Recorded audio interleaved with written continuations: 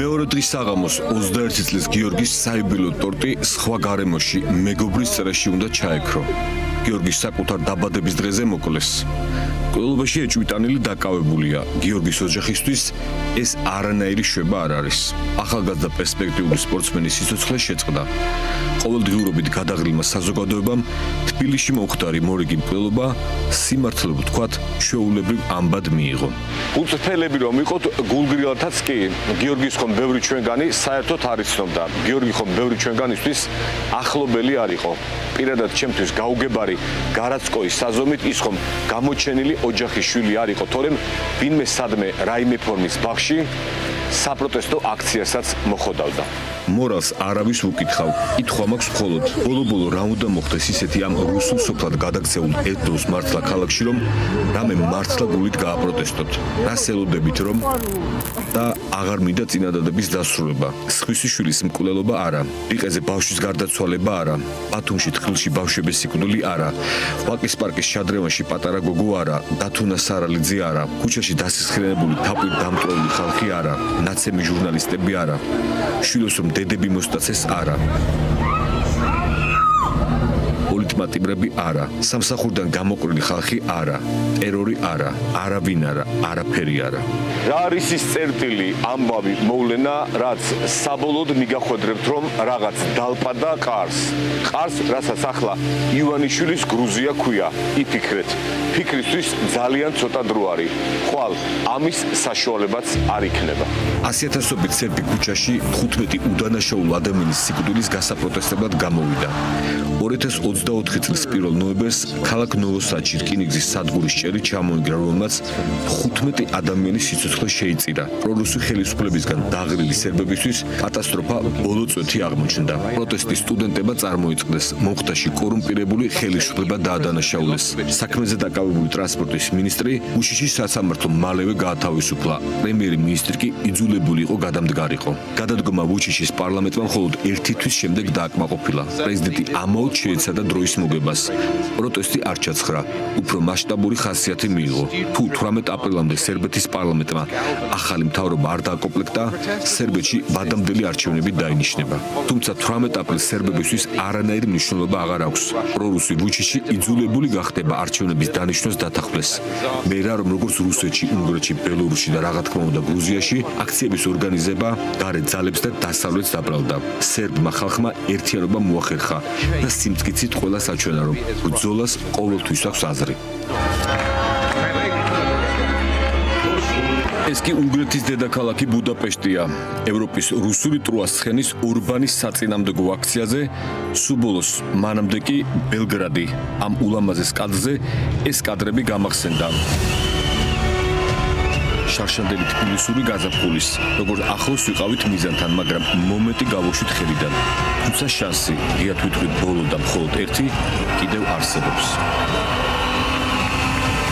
თავარია ამ ერთხელ მაინც გაუსწოროთ რეალობას თვალები და სხვას არ ჩამოვეკიდოთ. როგორც დიდი მამარდაშვილი იყო და არ გაუშვათ მომენტი, რადგან ეს მომენტი ხომ არასოდეს განმეორდება. ახლა თბილისში ერთი შეხედვით გაზაფხულის ამინდი არ არის. როდესაც ამ ვლოგის გაკეთება გადავწყვიტე, ზივრის შესასვლელში ეს ხე ყვავილში იყო. ამბობენ რომ ერთ-ერთი პირველი ყვავის თბილისში გაზაფხულის მოსვლის ნიშნად. ახლა პოლიტიკურ კალენდარზე ნამდვილად გაზაფხულია. ის გაზაფხული, რომელიც ასიაშინებს უმცირესობაში ყოფ ივანიშვილის რუსულ საოკუპაციო რეჟიმს. ახლა ეს მომენტი არ უნდა გაუშვათ ხელიდან, თორემ მერწმუნეთ ამ ჯდომარე არლეკინის პოზიციაში ყოფნა სანატრელი გაგვიხდება და გლახა რუსი რეჟისორის მარიონეტების უნიჭო თეატრში ძაფზე გამომული მონის როლი შეგვშება. განსაკუთრებით მათ, ვისაც გონია რომ ახლა საკუთარ ნაჭუჭში მშვიდად არის და ანტიკვარული აბაჟურის ქვეშ ჩაიში კოს იქით ატრიალებს, საითაც გაუხარდება.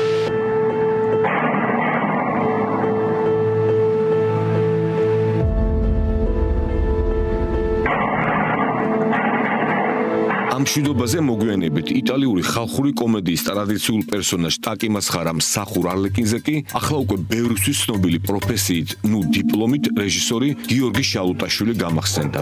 ბედის ირონით ის ახლა თეატრისა და კინოს უნივერსიტეტის რექტორად იწოდება. თეატრმცოდნე არ ვარ, მაგრამ მარჯანიშვილის და თუმანიშვილის და სხვა ქართველი რეჟისორების სამშობლოში ძნელია იწოდებოდა რეჟისორად. ძნელია რა, Google-ის დახმარება არ უნდა იყოს საჭირო. 80 სპექტაკლიდან სულ მცირე ერთი უნდა იცოდეს ფართო მაყურებელმა, თორემ Google-ს რომ არ ეთქვა, სულ არ ვიცოდი რომ ამხანა გიორგის 2001 წელს მოსკოვში ფილმისთვის მისაღები გამოცდები ევრაზიული ტელეფილმების გრან-პრი აქვს აღებული. როგორც უკვე გითხარით, ბედის უკუღმართობამ ის ამ შენობაში, რომელშიც თავადაც სწავლობდა, ბოლოს რექტორად დააბრუნა. რამდენი იმოღვაწევა რა თქმა უნდა ბჭყალებში და არ ვიცი რა ისტორიაში, მაგრამ ბოლოს ის ამ ისტორიაში სტუდენტების დამწიოკებლად და რეჟიმის მსახურად შევიდა. ვითომ ჰუმანურმა სტუდენტების გარიცხვას ხელი არ მოაწერა, მოწყალია. მე რა რომ რეჟიმის მილიცია მიუქცია სტუდენტებს და 5000 ლარიანი ჯარიმები გამოაწერინა. მე რა რომ სიტყვა გატეხადა სტუდენტებთან ეთერში ჯდომის შეეშინდა. სამაგიეროდ არ შეეშინდა რეჟიმის დაკვეთით დეზინფექცია ჩაეტარებინა. ფაქტობრივად კი სტუდენტების გამოყრის სპეცოპერაცია. პროპაგანდის სტუდიაში თქვა პოლიტიკაში არ ვერევიო და მართალიც არის. ის ხომ ოლიგარქის რუსულ თეატრში არავინ მარიონეტია, რასაც ეთქვიან, იმას გააკეთებს. რომ ეთქვათ ანდროზე ცოტა თამა მიყავი და დაწერე არაფერს გიზამთო, დაწერდა და იტყოდა. ახლა რაც უთხრეს ის გააკეთა. ჯერ გარიცხა სტუდენტები, მერე ხელი არ მოწერა. ეს შალუტაშვილმა კი არა, რეჟიმმა ვერ მოაწერა ხელი სტუდენტების გარიცხვას. ანდროს დაკავებაზე აფეთქებული რეჟიმი ამით შეეცადა პროტესტის ახალი მუხტი ჩაეცხრა.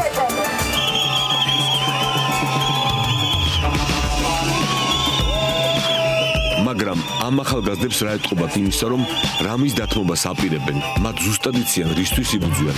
მათ ისიც იციან, რომ შიშარა რეჟიმის მსახური რექტორი ყავთ და სულ არ აქვს მნიშვნელობა ის რექტორი კაბინეტში იჯდება თუ არა. რუსული თეატრში ის ხომ დაბალი რანგის არავინ მარიონეტია, რომელსაც არასებული კულტურის სამეცნიერო ხელმძღვანელის მოადგილემ ვინმე ბექა დავითულიმა მიუთითა საზმაუზე არ წახვიდე, გარიცხვას ხელი ხომ არ მოაწერე და ამბავი ამოწურულიაო. არც ვიცოდი ვითომ მინისტრის ვითომ მოადგილედ დაუნიშნავს წარსულში დიდი ლიბერალი ბლოგერი. არ მინდოდა მაგაზე დროის დახორჯა, მაგრამ ცოტა ხანში მიუბრუნდები. არქივს გავახსენებ, რომელიც მისი კი არა, რეჟიმის არქივია. და რადგან ახლა აქ გავარდა, რადგან უნივერსიტეტი თეატრზეა გადაბმული და თეატრს როცა ახსენებ, კავკასიური გახსენდება, გინდა არ გინდა, სტურუაც გახსენდება. ბევრი რამ გახსენდება. დიდ რეჟისორობასთან ერთად ესეც გახსენდება. სადაც უნდა იქ წავიდეს, უფლებაც აქვს. მან თვით ჩეკისტი წულუკიანი აკურთხა კულტურის ჯალათად. თავადების უფრას უსხედან, ჩვენს კაცებს კი სისხლის საღურელად ერგებიან, ვინც თულა არ იცის ოთხამდე კარგად რვაკერსა. ამ სპექტაკლის დამდგმელს ხმა არ ამოუღია ანდროს დაკავებაზე, სტუდენტების ცრემლიან თვალებზე, არაფერზე. როცა რეჟიმს პროპაგანდისთვის სჭირდება, იყენებს გრუზინების გასამხნევებლად. ერთ ამონარიც წაგიკითხავთ თეატრმცოდნის ანალიზიდან სტურუას კავკასიურზე. სტურუა ტექსტის ადაპტირებისას პიესას უდგება სრულად თავისუფლად. რეჟისორის იდეური საყრდენი ხდება სამართლის საკითხი. არღოს დრამის ქრონოლოგიას, ახდენს უშუალო ჩარევას კონკრეტულ ტექსტებზე, განსაკუთრებით აზდაკის ცნობილ მონოლოგზე და მას უფრო ნაცნობს ხდის ქართველი მაყურებლისთვის. სამართალი და აზდაკი, ივანიშვილის რუსულ თეატრში სამართალი და აზდაკი დიდი ხანია აღარ არის. აღარც ხალხია და რადგან ხალხზე და კავკასიურზე საუბრობთ, ავტორი გამახსენდა ბრეხტი, რომლის ბიოგრაფიაში ცოტა უხერხული და წინააღმდეგობრივი ამბავი არის.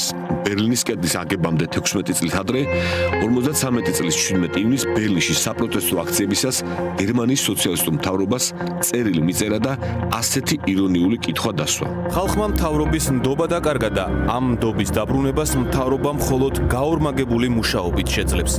უფრო მარტივი ხომ არ იქნებოდა მთავრობამ დაითხოვოს ხალხი და ახალი აირჩიოს.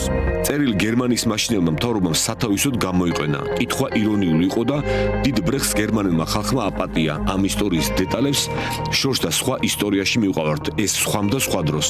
აქ დღეს ამ თბილისურ გაზაფხულში ჩვენთვის მთავარი ის არის, რომ მოსკოველმა გლახა რეჟისორმა რუსულ თეატრში ხალხი დაითხოვა და მიტაცებული ისე შემოღობა, რომ ახლა ბერლინის კედელზე დიდ კედელს აშენებს და ამ მშენებლობაში ხელს მხოლოდ ხალხი უშლის. ყველა ანტისაოკუპაციო აქციის მონაწილე ჩემი უფროსი მეგობარ რუსი კოინაძე ამ პლაკატით რუსთავაზე თუ ავწდები 2021 წლის 31 ოქტომბერს ვნახე. ადგილობრივი თვითმმართველობის შედეგებს ვაპროტესტებდით. ბელოგრუზია უზუსტესი შეფასება იმისა, რაც ახლა ივანიშვილის გრუზიაშია. ბელოგრუზიაში უკვე ვართ. თუ 2030-მდე მივუშვით ამ გაზაფხულის მომენტიც გავუშვით ხელიდან, იცით რა იქნება? არ გაშინებთ. სასაცილოდ არ გეყოფათ. 6 დეკემბერი 2020. დროება ოლიგარქის ზღაპარი. ესულოშებიანი 74 წლის კაცი თითქმის 30 წელია ერიტრეას პრეზიდენტია. სოფლიოში ერთ-ერთი უღარიბესი ქვეყნის კონსტიტუციის მიხედვით პრეზიდენტს პარლამენტი 5 წლის ვადით ირჩევს. მაგრამ ამ ქვეყნისთვის სახელმწიფოს ისტორიაში ისე მოხდა, რომ 1997 წლის პარლამენტი დღემდე ფუნქციონირებს. ბოლო არჩევნები 2001 წლის დეკემბერში უნდა გამართულიყო. თუმცა ამ დრომდე გაურკვეველი ვადით არის გადადებული და პატივცემულ ისეიას აფერვეტი ერთპარტიული პარლამენტით ისე მართავს ერიტრეას, როგორც უნდა. რითია ბორია ისაიაზე ნაკლები. თქვენ მიუშვით და აჯობებს, რა არჩევნებს ვერ გაუქმებს თუ ერთპარტიული ხურალი არ ჰყავს. არ გეგონოთ ერიტრეის მამა და მარჩელელი მათო პუტინს ხვდება. ეკიშიც ნამყოფია. და თუ ერიტრეა გეშორებათ, ჩინეთი იყოს და ისევ საკუთარი არქივიდან 2 ივნისი 2024 დროება ბიძინას გულაგი. ვლადიმერ პუტინმა უკვე მოაწერა ხელი კანონში ცვლილებას, რომლის მიხედვითაც დნმ-ის ანალიზ ადმინისტრაციულზე დაკავებულით ჩააბარებს. აი რაც შეეხება ბიომეტრიას, თქვენი ბიომეტრიული მონაცემით შეიქმნება სოციალური კრედიტის ბაზა, ისევე როგორც ჩინეთის ზოგიერთ ქალაქშია. საპილოტო პროგრამა რუსეთის ერთ-ერთ უმაღლეს სასწავლებელში უკვე მოქმედებს და მას ანუ ჩვენ ჰქვია. ჩინური სისტემა მოქალაქეს ქულებს ანიჭებს, ან ართვებს. თუ ეგრეთ წოდებული კანონმორჩილი მოქალაქე ხართ, ბონუსს მიიღებთ და მაგალითად ეკიპიდან ურიგოდ გახვალთ. თუ სოციალური კრედიტი მინუსში წაგივიდათ, სანქცია შესაძლოა ასეთი იყოს: ვერ იყიდოთ ავიაბილეთი, ან ვერ დაჯაშნოთ სასტუმრო. კრედიტების გამოთვლაში ჩართული იქნება გარე სათვალთვალო კამერა, შენი სამსახური, საგადასახადო სამსახური, სამართალდამცავი უწყება და ასე შემდეგ. ამაზე შემდაუნებურად იცით რა გამახსენდა? შინაგან საქმეთა სამინისტროს დაქვემდებარებულმა საზოგადოებრივი უსაფრთხოების მართვის ცენტრმა, ანუ 112-მა 12 დეკემბერს გამარტივებული შესყიდვით 30 ვიდეო სათვალთვალო კამერა რომ შეიძინა და ხო ის საოცრება თვალთვალის კამერები ჩინური კომპანიის წარმოებულია. სულ ბოლოს კი ისიც გაიგო, რომ თვალთვალისას ლახო გომელაურის უწყება იმასაც კი აკვირდება, რას კითხულობენ დემონსტრანტები. არ ინერვიულოთ გრუზინებო, ხო ხომ არ დადიხართ არა აქციებზე და რა მოხდა მერე თუ სხვას უთვალთვალებენ. და რადგან გულაგი ვახსენე, გახსოვთ როგორ შეადარა მაშინელმა პრეზიდენტმა კულტურის ჯალათის წულუკიანის მიერ ორბელიანის სასახლიდან ნახატების გატანა მონანიების ცნობილ სცენას? მაშინაც თქვი და ახლაც ამაზე ვარ. ორბელიანის სასახლის სოულაკის ქედან დაპირისპირება მაშინ სანახაობა იყო და ალეგორიული შედარების მთავარი არსი ყველას გამოგვეპარა. არადა რუსული რეჟიმის საწინააღმდეგო აქციების მონაწილეების ნაწილი მაშინ უკვე დაკავებულები იყვნენ. აქციებს ხარებას სადამსჯელო რაზმები უკვე არ ბევდნენ. დიქტატორი ჩვენ თვალწინ 37 სტალინურ წელს ჭედავდა და აი აქ დაპირებული ვინმე დავითულიანი რეჟიმის კულტურის სამინისტროში რომ დაუსაქმებიათ მოადგილეთ. 27 წელთან გაკეთებული პარალელი ნამდვილად არ არის ადეკვატური და შესაძლებელი. უარესი იქნება, შესაძლოა ბევრს გაგეცინოთ, ვითომ პარლამენტის ვიცე-სპიკერი, ვითომ ოპოზიციის კვოტით არტია ხალხის ზალის თავმჯდომარე სოზარ სუბარი. დღეს ტელევიზიაზე, რადიოზე შეიძლება გაცილებით მეტი გავლენა მოახდინოს საზოგადოებრივ აზრზე, სოციალურ ქსელებში გავრცელებულმა ინფორმაციამ და არსებობს ინფორმაციის სხვა საშუალებებიც, ხო, ბეჭდვითი მედია, სოციქსელები დღეს მაინც ყველაზე დიდ აუდიტორიას მოიცავს და ყველაზე ფართო გავლენის მქონეა და უბრალოდ კარგი იქნება დავიწყოთ მუშაობა ამ სფეროში რეგულირებაზეც. დაწყებულიც აქვს. მე რა რომ თქვენ ჯერ არ შეგხებიათ. დაწყებული აქვს. სათვალთვალო კამერების კონტროლის მოსმენის მიყურადების თვალთვალის გარდა ყველა სოციალური ქსელი კონტროლდება. თქვენი ნებისმიერი დაწყაპუნება მარტო პეტიციების გამო კი არ გამოყარეს საჯარო მოხელების სამსახურებიდან. სოციალური ქსელების კონტროლის ჩართული იყო საქმეში. წმენდა ხომ მიმდინარეობს, როგორც ამ ქალაქის მერად წოდებულმა ბრძანამ. ვიცი არ დამიჯერებთ, თუ სოზარის ეს ვითომ არაფერი ფრაზაც გამოგვეპარა, იცოდეთ რომ სულ მალე დიქტატორული კანონების ჩამონათვალში სოციალური ქსელების კონტროლის კანონით შემოვა. YouTube ჯერ ხარვეზებით იმუშავებს, შემდეგ კი ალბათ საერთოდ დაიბლოკება. აბა წარმოიდგინეთ, რამშვიდად იქნებოდა რეჟიმი გურიის და იმერეთის დიდთვალობისას სოციალური ქსელები რომ არ ყოფილიყო. შესაძლოა ვერ გაგეგოთ ადამიანების გაჭირვება. მე მერე მოხალისეებიც არ იქნებოდნენ და მშვიდად იკონტროლებდა რუსული რეჟიმი რუსული კორუფციის მორევში. ვერც ვაკაში ამ კვლელობის ამბავს გაიგებდით, ვეღარც იმას იკითხავდით დიდი კრიმინალური გარჩევებისთვის თბილისი რატომ შეირჩა. ახლა ჯერ კიდევ გვაქვს საშუალება თქვენ განსაკუთრებით ვინც ანტიკვარული აბაზურის ქვეშ ჩაის სკოლას აწყალუნებთ საკუთარ კვადრატში იკითხოთ. როგორ მოხდა რომ კრიმინალური ავტორიტეტის ზმა თბილისში ისე გადაადგილდებოდა რომ ეგრეთ წოდებულმა შსსმ და სუსმა არაფერი იცოდა, მაგრამ სადაცალია გომელაურს და ლილუაშვილს კრიმინალებისთვის მათი მთავარი საზრუნავი ხომ ახალგაზრდების დევნად ცემად გასისხლენება თვალთვალი მიყურადება საცალია ყოფილ პატრულს ახლა უკვე რუსულ მილიციას საჯარიმო ქვითები აქვს დასარიგებელი. არც ლილუაშვილი, არც გომელაური, არც მერიკალაძე, არც რეჟიმის სხვა წვრილფეხობა ქუჩაში ჭავჭავაძეზე ფეხით არ გადაადგილდება. თუ მაინც დაცვის თანხლებით, არც მათი ოჯახის წევრები გადაადგილდებიან ქუჩაში დაცვის გარეშე, არც პიცერიაში იქნებოდა ვინმე მათიანი ყოლელობის ღამეს. მათ ბრმა ტყვია ასწდებოდა. სექტემბრიდან მოტოციკლეტებს ალაძე ფურცელზია ამ ქალაქის მერი. ეს ქალაქი მას და რეჟიმს ფულის საკეთებლად უნდა. ერთხელ მაინც რომ იყოს ჭავჭავაძეზე ნამყოფი მერი დაცვის გარეშე თუნდაც საღამოს საათებში ეცოდინებოდა რომ საღამობით აქ დედები ბავშვებით, ბებები და ბაბუები შვილიშვილებით უბრალოდ წყვილების სეირნობენ. აი ესე როგორც ესენი სეირნობდნენ. ამათ რა დაავიწყებს ამ საღამოს, მაგრამ ჩვენი შვილების სიცოცხლე რეჟიმს სულ ფეხებზე კიდია.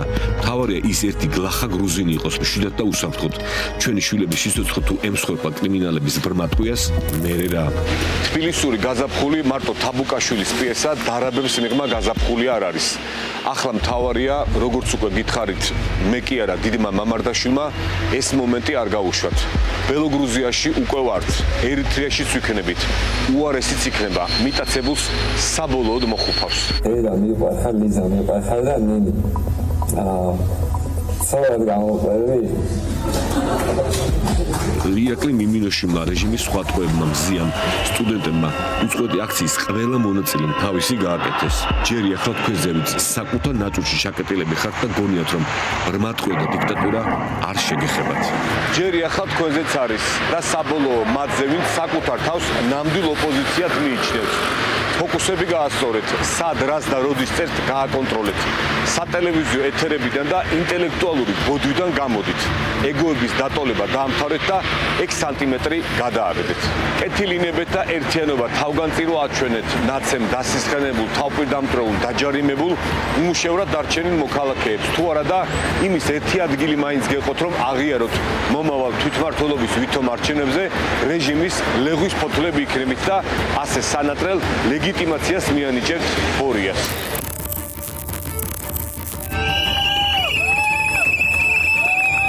თქვენ წინებეთ კეთილი და ფოკუსი გაასწორეთ. თქვენ ცნობილო აქტიურო მოქალაქეებო, ბლოგერებო, ჟურნალისტებო, მოგეთ ეგრეთ წოდებულო ბაბლო სხვადასხვა დასახელების ჩატებიდან. არ მითხრათ ახლა ამის დრო არ არისო. აქციებიდან ფოტოს დადება არ არის მხოლოდ ბრძოლა. ვიცი სიტყვა გამიგრძელდა და სანამ უნგრელი ხალხის გაზაფხულზე ვიტყვი, მანამდე არ შემიძლია ფონდების დაყადავებაზე რამე არ თქვა და არა იმიტომ რომ ნანუკა ჩემი კარგი და დიდი ხნის მეგობარია. ცრუ ქველმოქმედის გრუზიაში რეჟიმისთვის წარმოუდგენელია სოლიდარობა. რეჟიმის წარმოსახვაში დაჩაგულმა ნაცემმა დაჯარიმებულმა მოქალაქეებმა პატიება ისევ რეჟიმისგან უნდა ითხოვოს, აი ისე როგორც პუტინის კადიროვისგან ითხოვენ მისივე ნაწამები და გაუბედურებული ადამიანები. აი შენთვის ჩამოვედი თბილისიდან. შემოვახშენთან. რეჟიმი ახლა 1000 რამეს დააბარლებს ნანუკას და სხვა ფონდებსაც. თუ დასჭირდა დაიჭერს კიდევაც. შეთითხნი ბრალდებით. არ ამგონი ამ დაჭერის ნანუკას ან რომელიმე შეშინოს, მაგრამ ეს არ არის ახლა მთავარი. სულ ვამბობ და ახლაც ვიტყვი. რეჟიმი უარეს იზამს, უარეს. რას გაისვრის. Itt a tavasz, a magyarok tavasza, és mi közösen véget vetünk az Orbán télnek. ეს უნგრეთის ოპოზიციის ერთ-ერთი ლიდერის პეტრე მადიარის სიტყვებია, რომელიც მან 15 მარტს ბუდაპეშტში გამართულ მრავალათასიან მიტინგზე წარმოსთქვა. უნგრეთში და სერბეთში ახლა ზუსტად იციან, რომ გაზაფხული მხოლოდ კალენდარული არ არის და ავტოკრატების და დიქტატორების ზამთარი ისე უნდა დასრულდეს, როგორც ყველათვის ცნობილ სერიალში. და ეს ახლა არც ბელეტრისტიკაა და არც ლირიული გადახვევა. ერთ კვირაში 34 წელი შესრულდება დამოუკიდებლობის რეფერენდუმიდან. სხვა 31 მარტი და თბილისური გაზაფხული შესაძლოა კი არა, აღარ იქნება. ამიტომ ყველამ ერთად არ გავუშვათ მომენტი. იყავით ყურადღებით. არ გაუშვათ მომენტი. იმიტომ ეს მომენტი არ გაგრძელდება. მხოლოდ ერთი წამით არის მოცემული.